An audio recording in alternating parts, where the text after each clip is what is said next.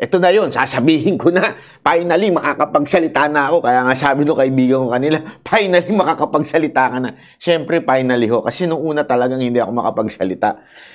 Binabanggit na ho sa akin ni Pangulong Duterte yan.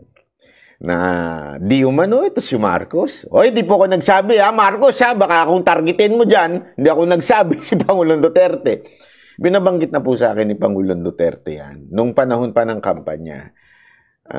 Bangag yan, adik yan, hindi yan sapat at hindi yan tama na maging presidente. Ito ay 2021. Nung nagsisimula na po kaming nagkikita, yan na po ang sinasabi sa akin. Meron akong mga hawak na ebidensya na magpapatunay na yan po ay bangag. Gumagamit at talaga nga namang tinanong ko pa nga sa kanya kung paano gumagamit at sino nagsabi at binanggit niya ho na yan, yung PDEA ho. Binanggit na ho, lahat ng intelligence nag-report na po sa kanya. Before the election 2022, sinasabi niya na po yan. Okay? Ngayon, yung nagsasabi na iba, baka ko ba walang video? Hindi naman po yung video ang sinasabi niya. Kaya nga, sa totoo lang, mas matindi ito sa pasabog ng video. Ito po, nasa listahan mismo ng PDEA. Si Pangulong Duterte, hindi ho yan magko-quote kung wala ho nabasa yan. Inireport na ho sa kanya yan. Panahon na siya'y presidente. Di ba ho? Ang problema, tinanong ko nga yan May mga tanong nung iba dyan, sasagutin ko na sa inyo. Tinanong ko yan. Sabi ko, Mr. President, ba't di nyo pinahuli? Ang problema, eto yun. Tumitira sila, hindi ho sa lupain ng Pilipinas, nandun ho sila sa tubig, nagyayati ho sila. Remember, iba ang tumitira sa nagtutulak. Okay? Ang nagtutulak yun, pwede mo yun mahuli na nagtutulak, di ba? Iba ho yung tumitira. Kailangan mahuli mo doon sa, kasi kunwari, halimbawa, isang tao tumitira sa ibang bansa. Pag uwi sa Pilipinas, pwede mo bang huliin? Oy, adik ka. Ganon. Hindi pa pwede yun, di ba? Kasi wala sa teritoryo natin yun. So, ganon, Nagpupunta daw ng ibang lugar yan pag gumagamit. Okay? Tapos, dito lang yan pong impormasyon niya. Kaya kung, ang tinanong ko nga kasi sigurado ako may magsasabi dyan, bakit? Alam niya pala bakit di niya hinuli? Kasi nga tandaan ninyo, etong mga mayayaman na ito, legally, they can, go out of the way para lang maiwasan yung mga legal process. Mayayaman yan. Magbabarko yan, pupunta sa lugar na hindi sila pwedeng mahuli. Ganun po ang ginagawa. Yan po yung kinikwento niya noon. Hindi lang niya madiretso pa at that time. So, tumahimik lang po siya. At alam ko na po yan noon pa lang. Kaya nga, kung maaalala ninyo, sinasabi ko, lalo na yung mga isko niyan, alam niyo yan, sinasabi ko na sa inyo noon pa lang. Sinasabi ko na sa inyo pa lang yan, nang hinding-hindi magmamarko si Duterte. Yan ang sinabi ko sa inyo noon. Sabi ko nga sa inyo, patatanggal ko yung channel ko pag magmamarkos yan si Duterte. Bakit to? Alam ko kausap kong personal si Pangulong Duterte. Hindi siya magsisinungaling sa akin. Bakit to? Anong dahilan? Ba't niya ako sisinungalingan? Di ba Tinanong ko ilang beses before the election. Sabi ko, Mr. President, what is your advice? Kasi the people are waiting. So ito, hindi siya siyempre makadiretso noon, galang niya sa kanyang anak. Yun noon talagang totoo doon. May paggalang siya. Pero kung hindi sana nag-uniteam ang kanyang anak, totodo niya yon nung panahon na yon.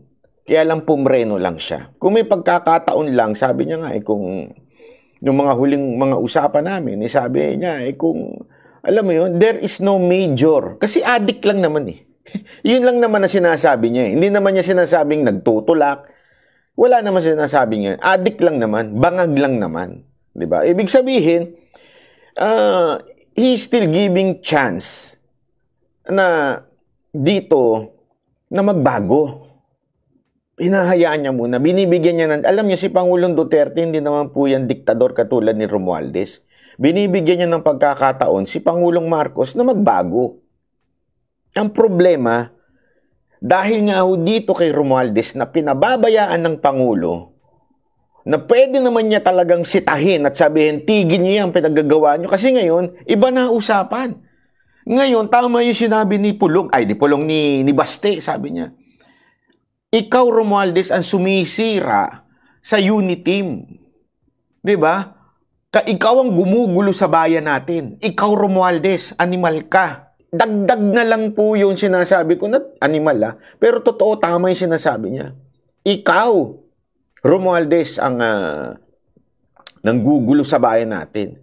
Ngayon nga lantaran na, bastusan na ho sila ng Senado. Literal na bastusan na po sila ng Senado. So, wala na hong patutunguhan ho ito.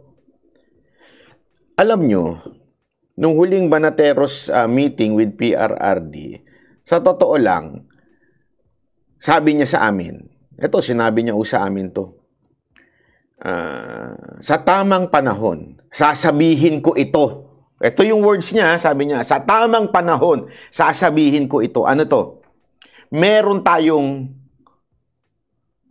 presidenteng nasa listahan ng PDEA bilang number 1. Hindi ho number 2, number 3. Number 1 sa listahan ng PDEA. Yan ang sinabi ni PRRD. At hanggang ngayon, bangag. Alam mo, no, sinabi sa amin yun, laglag kami sa upuan. Kasi sabi ko, Mr. President, once you say that to the people, mayayanig ang buong bansa. Talagang mayayanig. Sabi ko pa nga kailan yung plano sabihin yan? Hindi, kasi siyempre, nakikimarites. Hindi ko naman sinabing, ayokong buyuin. Hindi ako nang bubuyo na, ay, sabihin mo na yan. Hindi. Alam niyo kung bakit? Hindi yun ganun si Presidente. Hindi ho yun siya yung tipo ng tao na nabubuyo. Okay? Hindi ho yan ang personalidad niya. Okay? Kaya nga, tinatanong ko sa kanya, sasabihin niyo po ba yan, sir? Oo, kasi matagal niya na sinasabi sa akin to Before the election pa lang Sabi niya, sa tamang panahon. Kailan lang po yung meeting namin nun? Di ba? I think it was last week. Yung meeting na yun. Tapos, all along, magkakaroon ng rally. So, ako, sabi ko, kasi kanya-kanya ho ito. Ito ho, kanya-kanya ho bayad namin to. Ito yung aeroplano ko, hotel, kanya-kanya hong bayad ho ito. Ibig sabihin ho, talagang ito po ay sariling effort namin, kaya ayoko pong pumunta sana dito. Honestly, ayoko pong pumunta. Hindi dahil sa ayoko suporta si PRRD, kaya lang medyo mahal, ilang kami, di ba? Hindi naman, I mean, ako, kasama ko si Mocha, siyempre, sagot ko si Mocha, ilang pang, tauhan. At tapos itong si Coach Oli, tsaka si Boss Dada, galing din sa bulsa nila. So, ayaw ko talagang pumunta. Ang plano ko nga ngayong Sunday, magtagaytay kasi malamig daw. Malamig daw talaga sa Tagaytay ngayon, tsaka sa Baguio. So, plano ko magmotor sana. Kaya lang nakatanggap po ako ng tawag. Pinapupunta po daw ako ni PRRD. At mag-usap bago umakyat ng stage.